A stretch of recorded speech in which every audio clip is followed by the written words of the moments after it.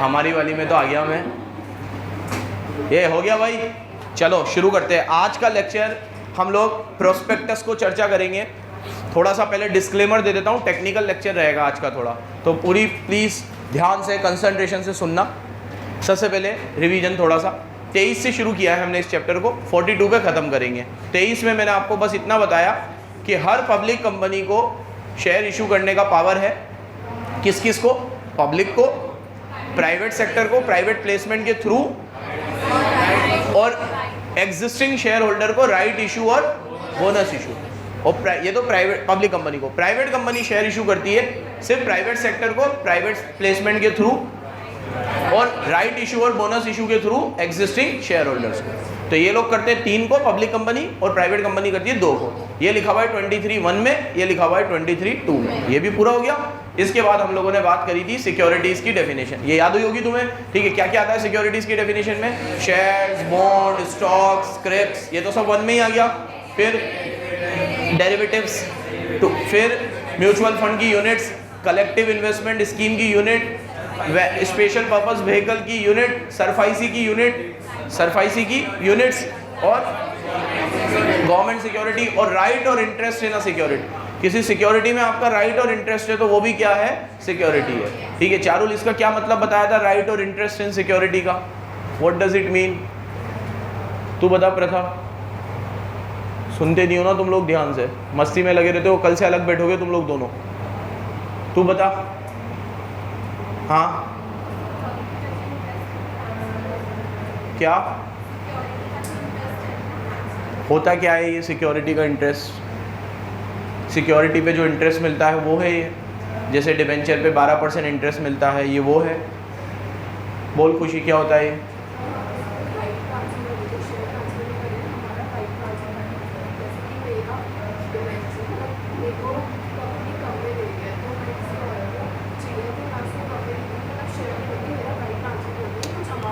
Very good.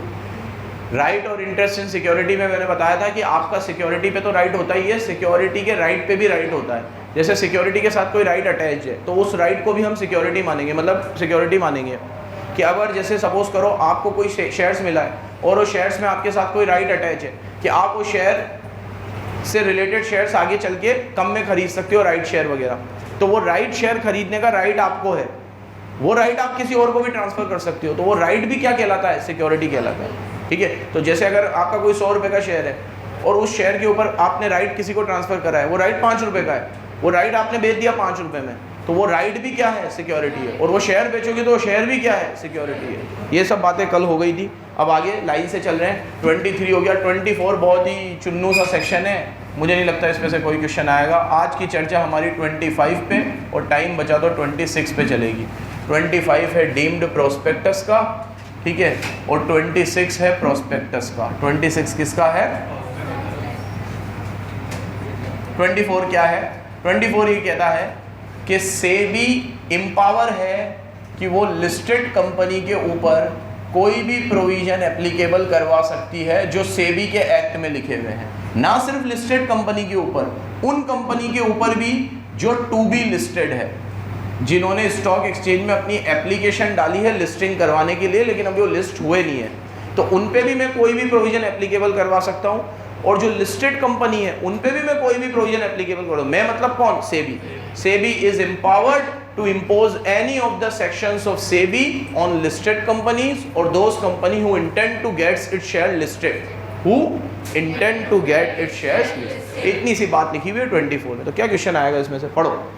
SEBI is empowered to administer the provisions of this act through issue and transfer of security, payment of dividend, मतलब कोई से भी provision जो act में आने वाले हैं उनके ऊपर SEBI अपने रूल्स इम्पोज कर सकती है, बट सिर्फ कौन सी कंपनी के ऊपर? लिस्टेड कंपनी के ऊपर। And those company which intend to get their shares listed, या तो जो लिस्टेड है या जो लिस्टिंग करवाने वाले हैं, तो उनके ऊपर सेबी अपना दबदबा बना सकती है। तो वो ये नहीं बोलेंगे कि हमारे को कंपनी से लगेगा, ठीक है, सेबी का भी एक्ट लगेगा क्योंकि तुम अब क्या हो गए? लिस्टेड हो गए, ठीक है।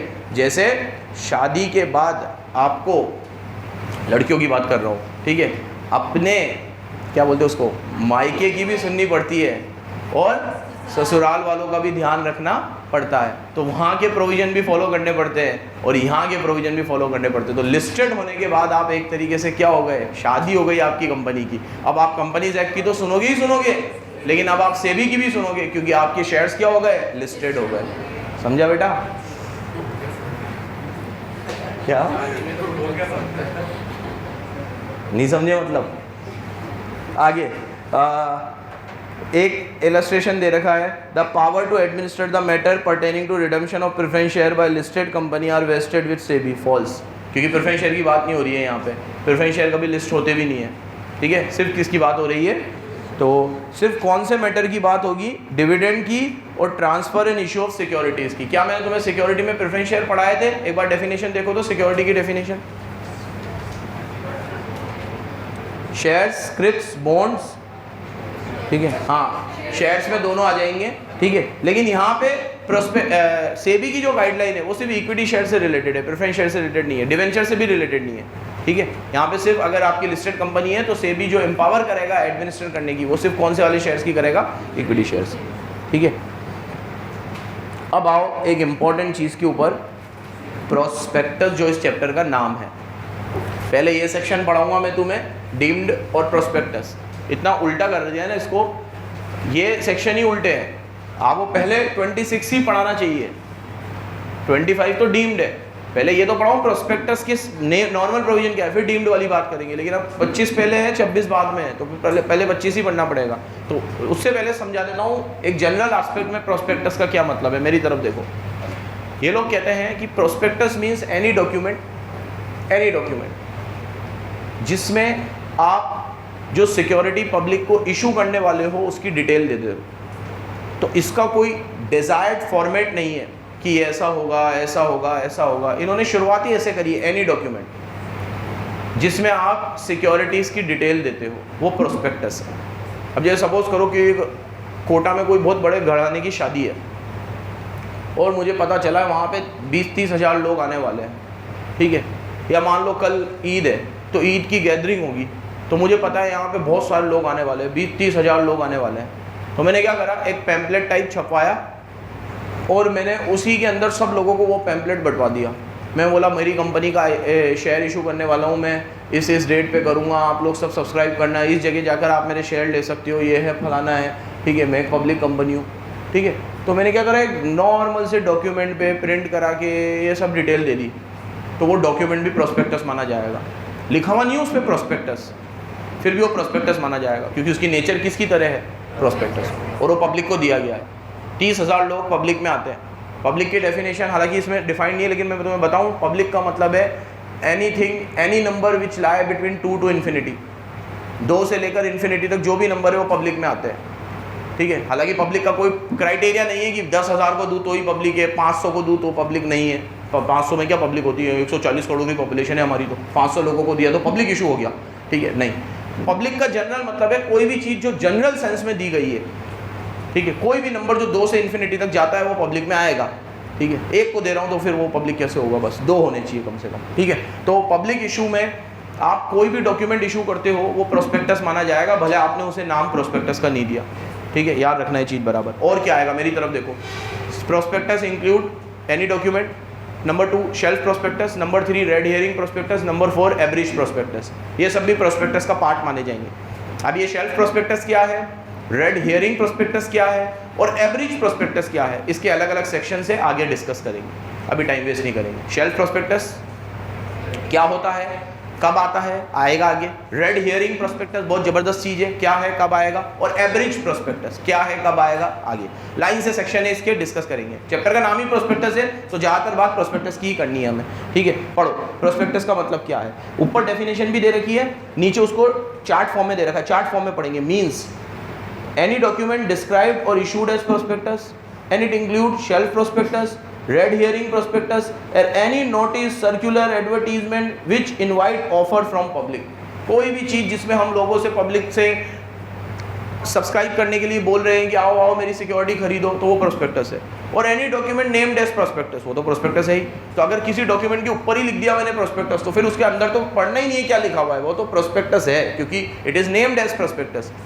बट एनी डॉक्यूमेंट जिसपे मैंने लिखा भी नहीं है कि ये प्रोस्पेक्टस है, उसके ऊपर तो मैंने लिखा है नोटिस, सर्कुलर, एडवर्टीजमेंट, लेकिन अंदर का कंटेंट क्या दिखा रहा है कि मैं पब्लिक से सिक्योरिटी का पैसा ऐंठना चाहता हूं, तो फिर वो डॉक्यूमेंट क्या लाएगा? प्रोस्पेक्टस कहलाएगा।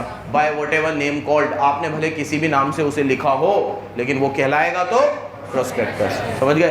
तो प्रोस्पेक्टस की डेफिनेशन याद रहेगी। ये को डेफिनेशन आ गई हमारी, ये भी सेक्शन 2 में ही लिखी हुई होगी। सबसेक्शन कोई सा भी हो सकता है, देख लो कौन सा है, सबसेक्शन 70।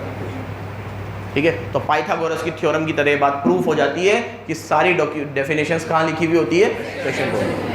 ठीक है, ब्रॉड वे में देखे तो कितनी डेफिनेशंस पढ़ ली अभी तक हमने? प्रोमोटर की पढ़ ली, की मैनेजरियल पर्सन की पढ़ ली, और सिक्योरिटीज़ की पढ़ ली, प्रोस्पेक्टस की पढ़ ली, और कुछ आ ही जाएगी अभी बीच बीच में। तो ऐसे सारी डेफिनेशन सेक्शन 2 में आएंगी। ठीक है, चलो आगे देखो। अब बात करते हैं 25 की। बहुत टेक्निकल सेक्शन है 25। इसके आगे पीछे का थोड़ा समझाना पड़ेगा, डायरेक्ट सेक्शन से समझ में नहीं आएगी ये तुम्हें। 25 डीम्ड प्रोस्पेक्टस, सामने देखना अब तुम लोग ध्यान से। डीम्ड प्रोस्पेक्टस, बच्चों प्रोस्पेक्टस में 26 में आपको ये बताया है कि प्रोस्पेक्टस के कंटेंट कैसे होने चाहिए। प्रोस्पेक्टस को इशू करने से पहले रजिस्ट्रार को फाइल करना पड़ेगा, फिर वो कुछ गलतियां बताएगा तो वो सही करनी पड़ेगी, और सबसे इम्पॉर्टेंट अगर आप लिस्टेड कंपनी हो तो सेबी गाइडलाइन फॉलो करनी पड़ेगी। और सेबी की गाइडलाइन कंपनीज एक्ट की गाइडलाइन से भी बहुत टफ है। बहुत सारी चीज़ें सेबी ऐसी बोलता है जो करना बहुत मुश्किल होता है कंपनियों के लिए, फिर जाके आपका एक प्रोस्पेक्टस इशू होता है। बहुत मुश्किल चीज़ है। कुछ लोगों ने इससे बचने का एक तरीका निकाला। क्या तरीका निकाला? बराबर से सुनना, ये समझ में तभी आएगा जब आप इस सिनेरियो को समझोगे कि मुझे प्रोस्पेक्टस की फॉर्मेलिटीज़ से बचना है। तो मैंने क्या करा कि ये शुभी को, अर्चिता को, खुशी को, विधि को, चारों को मेरे यहाँ बुलाया। मैं हूँ किसी कंपनी का मैनेजिंग डायरेक्टर, और मैंने इनको कहा देखो अपन एक पब्लिक इशू लेकर आ रहे हैं, लेकिन मैं पब्लिक में डायरेक्टली नहीं जाना चाहता, मैं जाना चाहता हूँ तुम चारों के अकॉर्डिंग। और ये चारों भी कोई छोटी मोटी पर्सनैलिटी नहीं थी। ये किसी बहुत बड़ी कंपनी की CEO थी, ये भी किसी बहुत पहुँच पे थी, ये पॉलिटिशियन थी, ये क्रिकेटर थी, ऐसा करके ये लोग बहुत बढ़िया लेवल पे थे। तो मैंने इन लोगों को एक डॉक्यूमेंट दिया। मैंने कहा अपन 1 करोड़ सिक्योरिटी इशू करेंगे, और एक सिक्योरिटी 100 रुपये की होगी, तो 1 करोड़ इंटू 100 अपन 100 करोड़ रुपये रेस करेंगे। तो ये चारों सुन के खड़े हो गए और जाने लगे, हमारे पास नहीं है 100 करोड़। मैं कह रहा रुको बैठो, तुम्हारे को नहीं बोल रहा 100 करोड़ देने की, तुम तो ये डॉक्यूमेंट पकड़ो, इस सिक्योरिटी का पैसे का क्या करेंगे, कहाँ लगाएंगे, सब कुछ है इसमें डिटेल में, और बहुत बढ़िया ऑफर है, पब्लिक बहुत जल्दी मान जाएगी। तुम्हें क्या करना है, ये 100 करोड़ रुपए पब्लिक से रेस करके मुझे देना है। ठीक है, लगेगा ये प्राइवेट प्लेसमेंट की तरह, क्योंकि पैसे तुम दे रहे हो मुझे, और प्राइवेट प्लेसमेंट में प्रोस्पेक्टस इशू होता नहीं है, तो मुझे प्रोस्पेक्टस इशू नहीं करना पड़ेगा, तो मैं सेक्शन 26 की फॉर्मेलिटीज से बच जाऊंगा। तो मैंने तुम्हें डॉक्यूमेंट दे दिया और बोला अब तुम पब्लिक से रेस करो। तुम तो कंपनी हो नहीं, तुम तो इंडिविजुअल हो, तुम्हारे पे कंपनीज एक्ट लगेगा नहीं। कंपनीज एक्ट तो कंपनियों पे लगता है, ना तुम कंपनी हो, ना तुम लिस्टेड कंपनी हो, ना तुम पे कंपनी लगेगा, ना सेबी लगेगा। ठीक है, और तुम्हारी पहुंच भी अच्छी है, एक एक पॉलिटिशियन इतने लोगों को जानते हैं, क्रिकेटर ये लोग इतने लोगों को जानते हैं, ये CEO है, ये भी किसी बैंक में है, तो ऐसे तुम लोगों की पहुंच है। तुम लोग क्या मेरा मैसेज अच्छे से कन्वे कर लोगे। 1 करोड़ लोगों को बोतल में उतारना बड़ी बात नहीं है, बहुत सौ को लोग उतार ही रहे, और पॉलिटिशियन के लिए तो बिल्कुल बड़ी बात नहीं है, उतार लोगे तुम लोग। ठीक है, आराम से अपनी कोई भी बात रख के मेरे सिक्योरिटी बिकवा दो बस। तुम एक तरीके से ये अंडरराइटर का काम कर रहे हैं मेरे लिए। क्या काम कर रहे हैं? मैंने इनको कहा जाओ और लग जाओ अपने टास्क पे, 100 करोड़ रुपए मुझे लाके दे देना। नवलीन सामने देख, अभी लिखना, आराम से लिखना। अब जो डॉक्यूमेंट मैंने इनको दिया है, जो दिया मैंने भले किसी इंडिविजुअल को है, बट उसका इंटेंशन था पब्लिक से मनी रेस करने का, तो it will be known as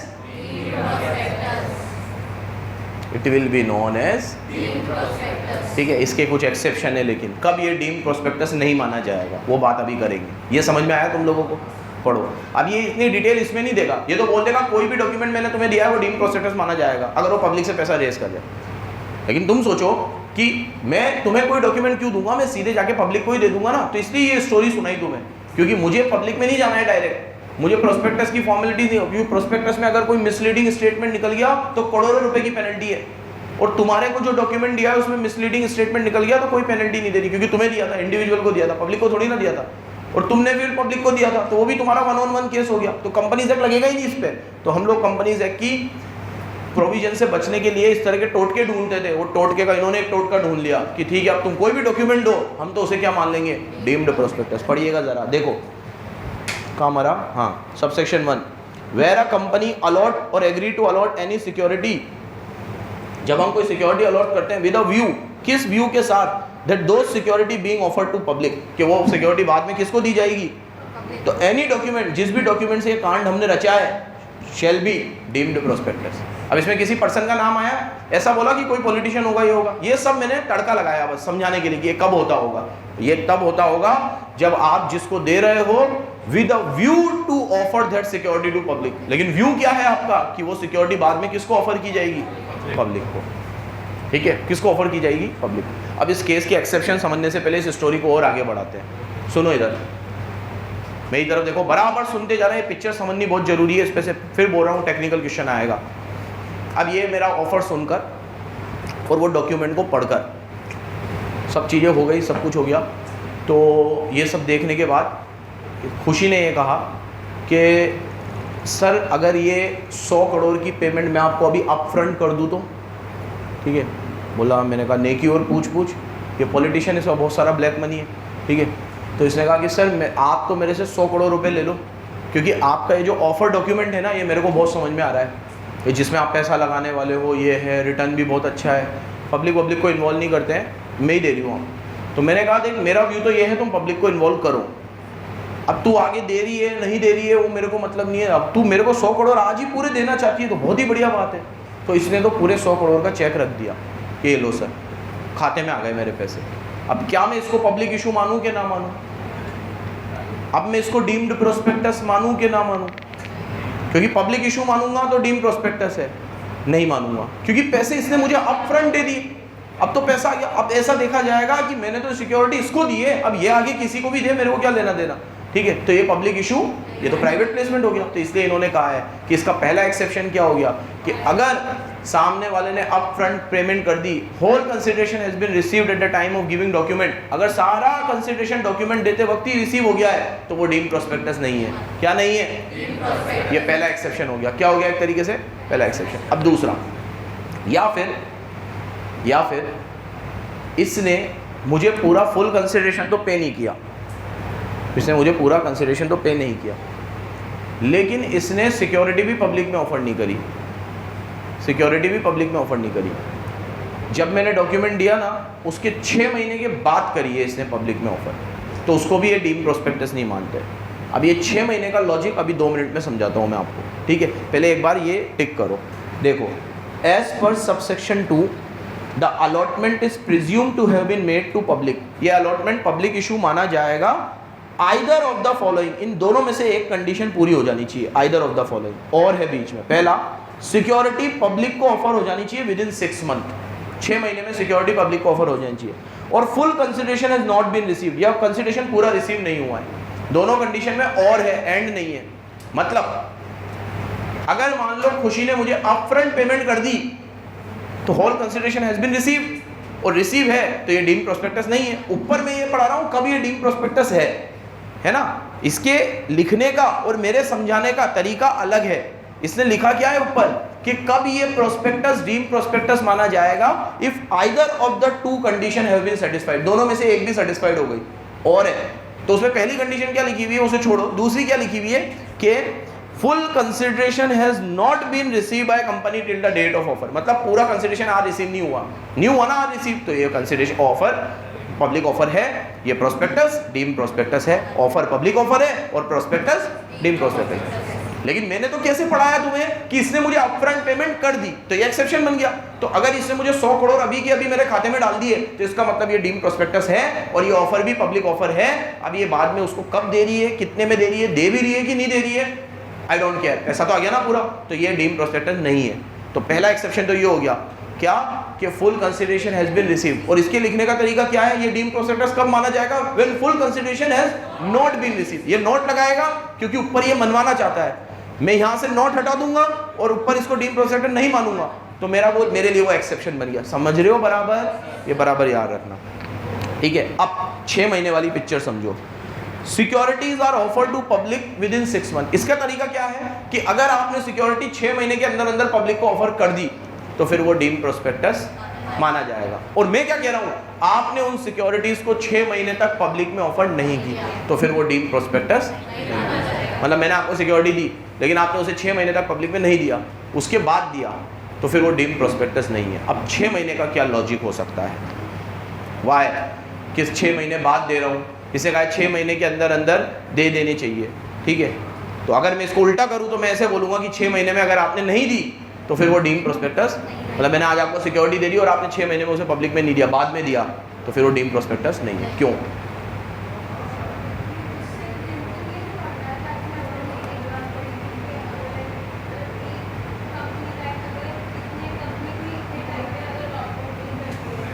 तो वो एप्लीकेशन वॉइड हो जाती है। वेरी गुड, ठीक है। अब अलॉटमेंट का सेक्शन अभी आने ही वाला है। वैसे तो वो 60 डेज़ का हो गया है कि आप जब भी कोई सिक्योरिटी पब्लिक को देते हो तो 6-7 दिन के अंदर अंदर अलॉटमेंट हो जाता है। अब मैंने अगर आपको सिक्योरिटी दी और आपने 6 महीने तक पब्लिक को नहीं दी तो अलॉटमेंट ही नहीं हुआ है अभी तक, तो मैं उसे सिक्योरिटी क्यों मानूं? इसका मतलब ये पब्लिक इशू नहीं है। इसके पीछे आपके इंटेंशन खराब नहीं है। आप इनको सिक्योरिटी दे रहे हो, ये वाकई में ही एक प्राइवेट प्लेसमेंट है। आप इनको शेयर्स दे रहे हो, ये अपने लेवल पे पैसे वैसे अरेंज करके आपको देंगे। अब ये बाद में पब्लिक को देंगे नहीं देंगे, पैसे कहाँ से रेस करेंगे, इनका हेडेक है, लेकिन इसको हम पब्लिक इशू नहीं मानेंगे। अब ये 6 महीने ही क्यों, ये डिबेटेबल हो सकता है। 60 दिन क्यों नहीं, 1 साल क्यों नहीं, 2 साल क्यों नहीं? तो इनको ये डेडलाइन 6 महीने रखनी होगी। इन्होंने कुछ फैक्टर्स को कंसीडर करके 6 महीने तक पहुंचे होंगे। कभी भी अपन लोग डेट्स के ऊपर कोई डिबेट नहीं कर सकते कि इन्होंने 60 ही क्यों रखा, 30 ही क्यों रखा, 6 ही क्यों रखा और 12 ही क्यों रखा। इसके पीछे तो लॉ मेकर ज़्यादा अच्छे से जानते होंगे कि क्या इंटेंशन रहे होंगे। लेकिन 6 महीने के अंदर अंदर अगर वो पब्लिक में इशू नहीं हुई है सिक्योरिटीज़, तो फिर वो पब्लिक इशू नहीं है। तो क्या बोला इसने, कब पब्लिक इशू मानी जाएगी? Presume to have been public issue when either of the following condition has been satisfied. First, it has been issued to public within 6 months or full consideration has been received. नहीं, अपने लिए नहीं, इसके लिए तो has been received, अरे not been received, sorry, ठीक है, full consideration has not been received, ठीक है। अब मेरे को एक बात बताओ, अगर full consideration receive हो गया, मेरे को इसने दे दिए पूरे पैसे 100 करोड़ और इसने अगले ही दिन पब्लिक में भी दे दी सिक्योरिटी, तो ये पब्लिक इशू है कि नहीं है? यही तेरा डाउट है ना, ठीक है, तो मुझे पता है क्या डाउट आएंगे, ठीक है। इसने मुझे आज ही पैसे दे दिए 100 करोड़ और कल इसने पब्लिक में भी सिक्योरिटीज दे दी, है कि नहीं है? नहीं है। पैसे तो मेरे इसने दिए ना। अब ये आगे पब्लिक में अलॉटमेंट करे, फेंके, जलाए उन शेयर को, कुछ भी करे, मेरे को क्या लेना देना इससे? तो मुझे 100 करोड़ दिए तो वो प्राइवेट प्लेसमेंट ही माना जाएगा, वो पब्लिक इशू। इसीलिए बीच में और है, एंड नहीं है। तो if consideration has been received, अगर पैसा तो रिसीव हो गया but security has been allotted within 6 month, security allot हो गई, तो भैया उससे फिर कोई मतलब नहीं है। पैसा तो आज रिसीव हो गया ना, पैसा अगर आज रिसीव हो गया है तो ये प्राइवेट प्लेसमेंट नहीं है। क्या नहीं है? अरे ये पब्लिक इशू नहीं है, ये प्राइवेट प्लेसमेंट माना जाएगा और डॉक्यूमेंट भी डीम्ड प्रोस्पेक्टस नहीं माना जाएगा। डॉक्यूमेंट भी क्या नहीं माना जाएगा? Deemed prospectus. देखो, any of the above two condition met then issuing document shall be deemed prospectus. अगर दोनों में से एक कंडीशन भी पूरी हो गई तो वो डीम्ड प्रोस्पेक्टस माना जाएगा। समझ गए? चलो, इसको एक्सेप्शन वाले तरीके से समझना। किसी वक्त पुरानी बुक है, पुरानी बुक, पुराना वाला मॉड्यूल तेरे पास है, पुराना वाला मॉड्यूल,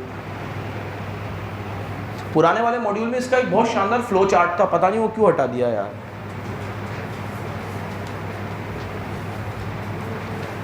पॉज करते हो इसको 1 मिनट, अब 2 मिनट रुक जाओ और 1 मिनट समझ लो, 2 मिनट रुक जाओ और 1 मिनट समझ लो, ठीक है। बचे हुए 1 मिनट में बातें करेंगे अपन। देखो, has the allottee sold shares to public within 6 month after allotment. क्या आपने ये शेयर पब्लिक को बेच दिए अलॉटमेंट के 6 महीने बाद बेचे आपने? 6 महीने बाद? नो, 6 महीने पहले ही बेच दिए तो नॉट अ डीम्ड प्रोस्पेक्टस, फिर वो डीम्ड प्रोस्पेक्टस नहीं है। 6 महीने के पहले ही बेच दिए ना आपने, तो मतलब आपने पब्लिक को 6 महीने के अंदर अलॉटमेंट नहीं किया है, ठीक है। इसने बोला है has the allottee sold the shares to public within 6 month after allotment. Allotment के बाद आपने दे दो 1 मिनट, उल्टा लिख दिया गया मैंने। नहीं नहीं, सही है ना, यही है ना, यस और नो उल्टे तो नहीं कर दिए ना मैंने। हाँ ये यस है, यहाँ नो है, ठीक है, नॉट अ डीम्ड प्रोस्पेक्टस। हाँ देखो, आपने पहले ये देखो, सीधे से समझना इसको, has the allottee sold shares to public within 6 month after allotment. आपने अलॉटमेंट के 6 महीने के बाद उसको बेचे हैं क्या? 6 महीने के बाद बेचे हैं, यस, 6 महीने के बाद बेचे। अब फिर दूसरी चीज देखो, has the allottee paid the full consideration, क्या आपने उसे फुल कंसिडरेशन दिया है? ठीक है, नहीं, मतलब मेरे को खुशी ने पूरे पैसे नहीं दिए हैं, खुशी ने मुझे पूरे पैसे भी नहीं दिए हैं, और खुशी ने पब्लिक को जो शेयर्स है वो 6 महीने के बाद बेचे हैं। अलॉटमेंट 6 महीने के बाद करा है, यस है, और मुझे पूरे पैसे भी नहीं दिए, इसमें नो है, तो ये डीम्ड प्रोस्पेक्टस है। क्यों है? क्योंकि दोनों में से एक कंडीशन पूरी हो गई, इसीलिए उन कंडीशंस में और लिखा हुआ है। इसने एक कंडीशन पूरी कर दी ना, कौन सी वाली कंडीशन? एक, ये फुल कंसिडरेशन तो इसने मुझे पे कर दिया, उसमें लिखा हुआ था नॉट पेड, मतलब नॉट पेड होना चाहिए, लेकिन इसने तो मुझे कंसिडरेशन पूरा पे कर दिया, ठीक है। तो इस वाली कंडीशन में क्या है कि पेड है, और इस वाली कंडीशन में इसने मेरे को अलॉटमेंट कब किया है? 6 महीने के बाद किया है। तो एक में यस है, एक में नो है, तो ये क्या माना जाएगा? डीम्ड प्रोस्पेक्टस माना जाएगा। इसको थोड़ा लॉजिक से समझना। ये क्या कहना चाह रहा है कि आपको मैंने एक डॉक्यूमेंट दिया और आपने मुझे पूरा पैसा दे दिया। दे दिया क्या? नहीं दिया आपने मुझे। तो आपने मुझे पूरा पैसा भी नहीं दिया, और आपने ये सिक्योरिटी 6 महीने बाद पब्लिक को दी है क्या? यस। तो भले फिर आपने 6 महीने के बाद भी दी है, लेकिन आपने मुझे तो पूरा पैसा नहीं दिया ना, तो इसका मतलब आप जो पब्लिक से पैसा रेस करोगे वो डीम्ड प्रोस्पेक्टस माना जाएगा, क्योंकि आप क्या करोगे? पैसे पहले वहां से लेकर आओगे और फिर मुझे पे करोगे, तो वो डीम्ड प्रोस्पेक्टस माना जाएगा। क्योंकि भले सिक्योरिटी आपने 6 महीने में पब्लिक को अलॉट नहीं करी, लेकिन आपने मुझे भी तो पूरा पैसा नहीं दिया, तो इसका मतलब आप बाहर जाओगे, पैसे लाओगे, पैसे लाकर फिर मुझे दोगे, तो ये डीम्ड प्रोस्पेक्टस माना जाएगा। अब अगर मान लो आप 6 महीने के अंदर अलॉटमेंट कर देते, if securities are allotted within 6 month, आप मुझे 6 महीने के अंदर अलॉटमेंट कर रहे हो, इसमें यस है, यस। क्या 6 महीने के बाद कर रहे हो? 6 महीने के बाद, इसमें नो है, नहीं, 6 महीने के अंदर ही आप अलॉटमेंट कर दोगे, तो फिर इसमें इसको डीम्ड प्रोस्पेक्टस नहीं माना जाएगा, क्योंकि उसने कहा था अगर विद इन 6 मंथ अलॉटमेंट हो जाता है, अगर विद इन 6 मंथ अलॉटमेंट हो जाता है तो हम उसे डीम्ड प्रोस्पेक्टस मानेंगे। लेकिन यहाँ विद इन 6 मंथ अलॉटमेंट नहीं हो रहा है, आफ्टर 6 मंथ हो रहा है, तो फिर उसे हम डीम्ड प्रोस्पेक्टस नहीं मानेंगे। और इधर से भी चले तो इधर उसने बोला था क्या फुल कंसिडरेशन इसी हुआ है, तो यहाँ नो है। लेकिन अगर यस होता, हाँ इसने मुझे 6 महीने, इसने मुझे पूरा पैसा दे दिया आज ही, तो फिर वो डीम्ड प्रोस्पेक्टस नहीं। तो यहाँ से यस और यहाँ से नो, इस तरीके से इसको समझाया गया। अब आप इसके ब्रॉडर एस्पेक्ट को समझना, मतलब ये प्रोस्पेक्ट, ये फ्लो चार्ट आपको अभी याद भी हो जाए, प्रोविजन भी अभी याद हो जाए, 3 महीने 4 महीने बाद याद ना भी रहे, तो इसके ब्रॉडर एस्पेक्ट को समझना जैसे मैंने इसको समझा है, समझना बराबर। इनका इंटेंशन क्या है? इनका इंटेंशन ये है कि आप अगर आज ही मुझे पैसे अपफ्रंट दे रहे हो, फिर आप उसका अलॉटमेंट कब कर रहे हो, कब नहीं कर रहे हैं, हार्डली मैटर। आपने तो मुझे पैसा आप दे दिया ना, तो मैं इसे डीम्ड प्रोस्पेक्टस क्यों मानूं? इसे प्राइवेट इशू ही मानूंगा ना। इसे 100 करोड़ रुपए दे दिए, मैंने इसको सिक्योरिटी दे दी, तेरी एसेस कर, आप जो करना हो कर। तो अगर फुल कंसिडरेशन आपने मुझे रिसीव कर दिया है तो बस ये अगर यस है तो ये प्रोस्पेक्टस नहीं है, ये प्रोस्पेक्टस, ये प्राइवेट इशू है। क्या है ये? अब इस 6 महीने वाले एंगल से समझो इसको। आपने मुझे जो मैंने आपको सिक्योरिटी दी थी, वो अगर आपने 6 महीने में पब्लिक को अलॉट कर दी, ठीक है, 6 महीने में कर दी, मतलब यहाँ आफ्टर 6 मंथ है ना, 6 महीने के बाद करी है, इसमें नो है, तो इसका मतलब 6 महीने में कर दी। इसको ऐसे बोल सकता हूँ ना मैं, इसने बोला है 6 महीने के बाद करी है और इसमें नो लिखा हुआ है, इसका क्या मतलब हुआ कि सिक्योरिटी 6 महीने में ही अलॉट हो गई। अब मैंने इसको सिक्योरिटी दी और इसने 6 महीने में ही पब्लिक को दे दी, ठीक है, तो वो 6 महीने में अगर इसने पब्लिक को दे दी तो उसको भी ये क्या मान रहा है कि ये डीम्ड प्रोस्पेक्टस नहीं है।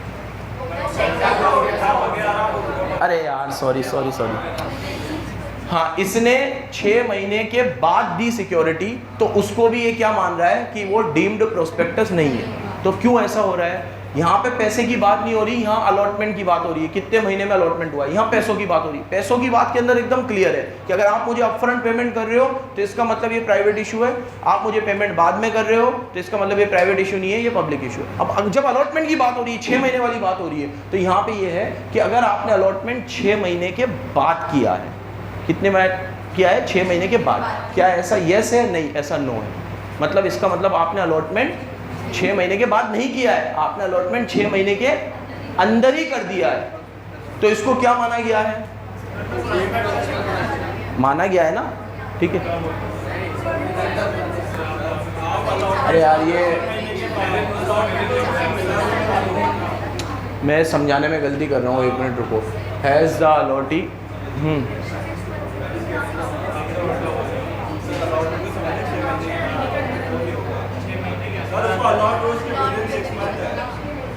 आपको मैंने इशू करा, आपके 6 महीने उसके अंदर अलॉट होने के 6 महीने के अंदर, अब 6 महीने के बाद अलॉटमेंट समझ।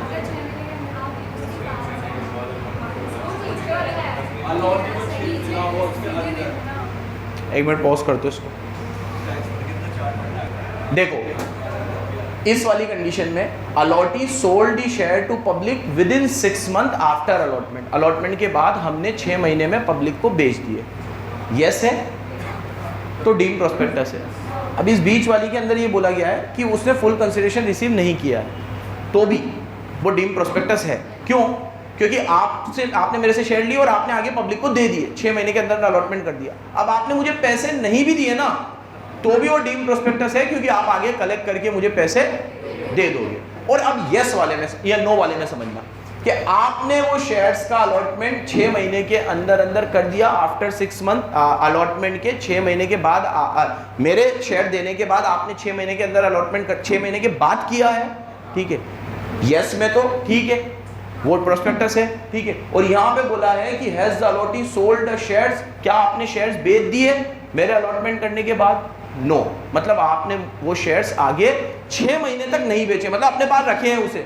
अब आपने मुझे पैसे दिए हैं या नहीं दिए, वो शेयर आपने अपने पास रखे हैं 6 महीने तक, तो फिर वो डीम प्रोस्पेक्टस नहीं है। मतलब यहाँ पे अलॉटमेंट में पैसा नहीं देखना, पैसे में अलॉटमेंट नहीं देखना, ऐसे याद रखना इसको, ठीक है। अलॉटमेंट में क्या नहीं देखना? पैसा नहीं देखना। मैंने आपको शेयर दिए, क्या आपने आगे उसे बेचे? 6 महीने तक अपने पास ही रखे ना, रखे ना अपने पास, बेचे नहीं ना, नो है, तो फिर वो प्रोस्पेक्टस नहीं है। पैसे भले आपने मुझे नहीं दिए, लेकिन आपने शेयर भी तो किसी और को नहीं दिया, अपने पास रखे वो शेयर को, तो वो deem prospectus.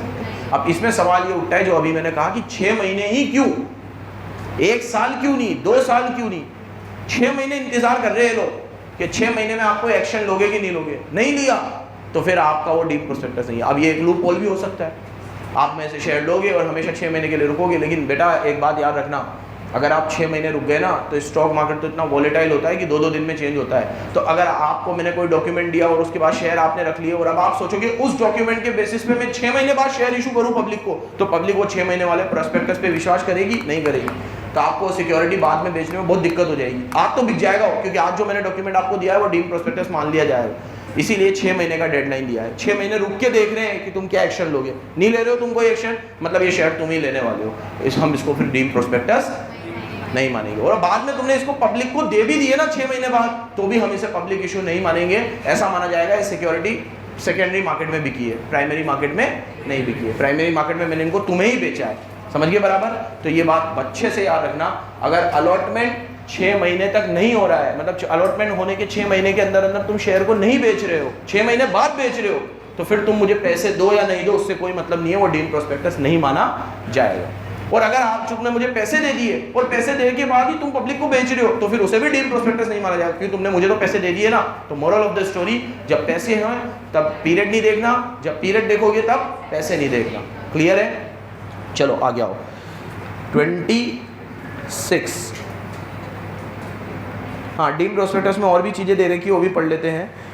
Following matter need to be stated. Deem prospectus में अगर हमने एक बार उसे डीम प्रोस्पेक्टस मान लिया तो उसमें ये सब चीज़ें भी लिखनी पड़ेगी जो 26 के अलावा है। मैंने तुम्हें 26 नहीं पढ़ाया अभी, तो 26 में मैटर ऑफ प्रोस्पेक्टस है, तो वो जो मैटर ऑफ प्रोस्पेक्टस है वो तो लिखने ही है, उसके अलावा भी लिखने। तो देखो क्या लिखा हुआ है, following matter to be stated in the document, ठीक है, which is made public in addition to those required in 26। मतलब जो 26 में वो तो लिखना ही पड़ेगा, ये भी लिखना पड़ेगा। क्या क्या लिखना पड़ेगा? आपने कितना अमाउंट रिसीव किया, जैसे मैंने तुम चारों को बुलाया तो उन तुम चारों से मैंने कितना रिसीव किया, पहला। टाइम और प्लेस, हमारे बीच में एग्रीमेंट का हुआ, मेरे ऑफिस में हुआ, टाइम क्या था, प्लेस क्या था, ये सब चीज़ें भी लिखनी पड़ेगी। और पर्सन्स, कौन कौन लोगों के साथ मैंने ये किया है, ठीक है, तो तुम चारों के साथ किया है तो उनके नाम। These details are extra in addition to the details which has to be given in 26। तो 26 में तो जो देनी है वो देनी है, ये कुछ और चीज़ें भी तुम्हें प्रोस्पेक्टस में लिखनी, लेकिन ये कब होगा, वो लाइन पढ़ना, व्हेन डीम्ड प्रोस्पेक्टस इसे माना गया है। अगर उस डॉक्यूमेंट को डीम्ड प्रोस्पेक्टस ही नहीं माना गया है, नॉट वाले में है, तो कुछ लिखने की जरूरत, यस वाले में है, डीम्ड प्रोस्पेक्टस माना गया है, तो फिर आपको ये 3 चीजें एक्स्ट्रा लिखनी पड़ेगी। पहला, मैंने आपसे कितना रिसीव किया या कितना रिसीव करूंगा, नेट अमाउंट रिसीव्ड और to be received, time and place of agreement, and third persons जिनके साथ मेरा ये एग्रीमेंट हुआ है। 1 मिनट रुक जा बेटा, इस डॉक्यूमेंट पे अगर 2 डायरेक्टर के भी साइन होंगे तो चलेंगे, पढ़ लो। It is sufficient if the document through which offer is made to public is signed by at least 2 directors. बाकी प्रोस्पेक्टस में तो और भी चीजें होती है, ये करो वो करो, अब वो नहीं भी करिए तुमने, सिर्फ 2 डायरेक्टर के साइन, क्योंकि मैंने तो इसे प्रोस्पेक्टस माना ही नहीं था, वो तो एक्ट मान रहा है इसे प्रोस्पेक्टस। मैंने तो तुम्हें एक फर्जी सा डॉक्यूमेंट, ऑफर डॉक्यूमेंट बना के दे दिया था और उस पर 2 लोगों के साइन हो रहे थे, तो 2 लोगों के भी साइन होंगे ना, तो हम इसे डीम्ड प्रोस्पेक्टस मान लेंगे, कोई दिक्कत नहीं। हाँ, ये गाड़ी की चाबी तो उधर ही होगी, क्लास में होगी, पहली क्लास इधर ली थी मैंने, इधर ही होगी। चलो ओके, कुछ एक केस लो है इस पे, इसमें सबसे ज़बरदस्त केस लो है नैश वर्सेस लिंडे का। एक केस लो होगा अगले पेज पे, नैश वर्सेस लिंडे, दिख रहा है तुम्हें? इस केस लो के पहले और भी कुछ इश्यूज है, उसको देख लेते हैं। पहला, व्हाट कंस्टिट्यूट पब्लिक, पब्लिक का मतलब क्या है? So the term public is, underline करो, not restricted to public at large, it include a section of society. मतलब पब्लिक का मतलब पूरी पब्लिक नहीं है, कौन है? पब्लिक, पोस्ट कर, पब्लिक का मतलब जरूरी नहीं है बहुत सारी पब्लिक। हेलो, हाँ, तो एक सेक्शन को भी दिया है तो वो पब्लिक माना। Public connect person not personally known as promoter as distinguish from his own friend relative. हाँ, बस इनको पब्लिक नहीं माना जाएगा। जैसे प्रमोटर ने कहा मेरे दोस्तों को शेयर दे दिए, इसको रिलेटिव को दे दी, तो इनको भी तुम इसको ही पब्लिक मान लो, तो ये पब्लिक नहीं माना जाएगा। ठीक है, ऊपर बोला एक और क्या है, 3000 copy of document for which offer or subscription is share of shares in company and which was headed for private circulation only, circulated to members of certain number of gas companies only. Legal question, was this a prospectus, क्या ये prospectus है कि नहीं? अभी answer मत पढ़ना, बताओ मुझे। 3000 कॉपी थी एक डॉक्यूमेंट की जो सब्सक्रिप्शन के लिए दी गई, मतलब किसी को कहा गया कि भाई आप इसको सब्सक्राइब करो, लेकिन उस पर लिखा होता फॉर प्राइवेट सर्कुलेशन ओनली, दिया 3000 लोगों को है, लेकिन ऊपर लिख दिया फॉर प्राइवेट सर्कुलेशन ओनली। तो पूछा गया है क्या ये प्रोस्पेक्टस है, क्या ये पब्लिक डॉक्यूमेंट माना जाएगा? क्या इसको प्रोस्पेक्टस माना जाएगा? क्यों? हाँ, अबे भाई 3000 को भी तो दिया गया है, पब्लिक है ना ये, पब्लिक, इसको एक सेक्शन ऑफ सोसाइटी को कवर कर रहे हो आप। पब्लिक का मतलब एट लार्ज, जो जरूरी थोड़ी 3000 कोई कम होते हैं क्या? और अभी मेरी बात सुन लो, मैं प्राइवेट प्लेसमेंट में वैसे 42 लास्ट सेक्शन इस चैप्टर का, तो प्राइवेट प्लेसमेंट में बता ही दूंगा कि प्राइवेट प्लेसमेंट में मैक्सिमम 50 लोगों को देते हो आप सिर्फ। अब 50 से ऊपर जा रहे हैं वो, तो पब्लिक इशू माना जाएगा। फिर प्राइवेट का मतलब प्राइवेट है, 30, 40, 50 लोगों को दे दो, और क्या है? अब आप 3000 लोगों को दे रहे हो और बोल रहे हो ये प्राइवेट प्लेसमेंट है, तो ये कैसा? तो जो प्रोस्पेक्टस से बचने के लिए कर रहे हो तुम, 3-3000 करके तुम बहुत सारे लोगों को दे दोगे ऐसे। तो पढ़ो, it was decided that though the offer was only to a limited class, भले ये लिमिटेड लोगों को दिया गया है, it was not less than the offer to public in any sense, लेकिन फिर भी ये पब्लिक ऑफर की तरह ही लग रहा है, because those person from limited class were non क्या ये nonetheless being offered to the, ऐसा ही माना जाएगा कि ये पब्लिक को ही दिया गया है। आपके प्राइवेट सर्कुलेशन लिखने से कुछ फर्क नहीं पड़ता, तुम लोगों ने सबने इसको प्राइवेट बोल दिया मैक्सिमम बच्चों ने, क्यों? ठीक है, सिर्फ प्राइवेट वर्ड सुन के नहीं, पढ़ो। देखो, offering the shares to an offer to public, that document was prospectus, it must contain the particulars required by, मतलब उसको प्रोस्पेक्टस माना जाएगा और उसमें आपको एक्ट की सारी रिक्वायरमेंट फुलफिल करनी पड़ेगी। इसका कोई फर्क नहीं पड़ता कि आपने उस पर क्या लिख दिया, फॉर प्राइवेट सर्कुलेशन, आप तो कुछ भी लिख दोगे। 3000 लोग कम होते हैं क्या? 3000 लोगों को अगर आप दे रहे हो तो वो एक पब्लिक इशू की तरह ही माना। एक और पढ़ो, लास्ट केस लो, नैश वर्सेस लिंडे का। देखो फैक्ट क्या थे, Nash applied for certain shares in a company on the basis of document sent to him by Linde. अब एक लिंडे था, डायरेक्टर होगा, कुछ भी होगा, उसने नैश को एक डॉक्यूमेंट भेजा और बोला इस डॉक्यूमेंट के बेसिस पे तुम शेयर ले लो हमारी कंपनी के। अब और वो नैश क्या, लिंडे क्या था? मैनेजिंग डायरेक्टर था। डॉक्यूमेंट में लिखा हुआ था स्ट्रिक्टली प्राइवेट एंड कॉन्फिडेंशियल, साफ साफ लिखा हुआ था उसमें, ये प्राइवेट है, कॉन्फिडेंशियल है। डॉक्यूमेंट में कोई कंटेंट नहीं थे, मटेरियल फैक्ट नहीं थे, मतलब जो प्रोस्पेक्टस में लगता है ना सेक्शन 26 में कुछ भी लिखा क्योंकि तो डॉक्यूमेंट था तो उसमें प्रोस्पेक्टस की सारी रिक्वायरमेंट फुलफिल नहीं की थी। अब बाद में नैश ने केस किया कि मेरे को लॉस हो गया क्योंकि आपने सारी डिटेल नहीं लिखी। मेरी तरफ देखो, मैं मैनेजिंग डायरेक्टर हूँ और मैंने एक ऑफर डॉक्यूमेंट बनाया और ऑफर डॉक्यूमेंट में मैं मैनेजिंग डायरेक्टर हूँ, मैंने उस ऑफर डॉक्यूमेंट में बनाया और मनीष को कहा मनीष ये शेयर ले ले, अपनी कंपनी के शेयर है, बहुत शानदार है, फलाना है, डिमकड़ा, इसमें ये मिलेगा वो मिलेगा, रिटर्न मिलेगा ये, लेकिन मैंने प्रोस्पेक्टस की तरह पूरी डिटेल नहीं लिखी उसमें, उस डॉक्यूमेंट में मेन बातें लिख दी बस मैंने, और उस डॉक्यूमेंट के ट्रस्ट पे मनीष ने मेरी कंपनी में पैसे लगा दिए और ये डूब गए या कुछ हो गया तो इसने मेरे खिलाफ केस कर दिया कि ये प्रोस्पेक्टस इशू किया है और इसमें प्रोस्पेक्टस की सारी डिटेल नहीं है। तो ये केस पहली हियरिंग में ही स्क्वैश हो गया, खत्म हो गया, ठीक है, क्योंकि ये वो प्राइवेट प्लेसमेंट है। अब इसमें आप मैनेजिंग डायरेक्टर पे केस करते, धोखाधड़ी का, कॉन्ट्रैक्ट एक्ट का सहारा लेते तो अलग था, क्योंकि 1-on-1 कॉन्ट्रैक्ट है, एक जने को दिया गया है डॉक्यूमेंट, ये इसमें कोई पब्लिक इन्वॉल्व नहीं है, तो ये प्रोस्पेक्टस नहीं है। पहली हियरिंग में रिजेक्ट हो गया केस, पहली हियरिंग में, ठीक है, क्योंकि तो साफ लिखा हुआ है एक जने को दिया है मैंने, यहाँ कोई पब्लिक इन्वॉल्व है नहीं, सिर्फ एक जने को दिया है, तो एक जने को दिया है तो वो कोई पब्लिक है ही नहीं, और डॉक्यूमेंट भी पब्लिक डॉक्यूमेंट नहीं है, और वो प्रोस्पेक्टस नहीं है, तो प्रोस्पेक्टस की कोई जानकारी इसमें लिखने की आवश्यकता नहीं थी। धन्यवाद। ये 25 पढ़ा, बंद कर दो। हाँ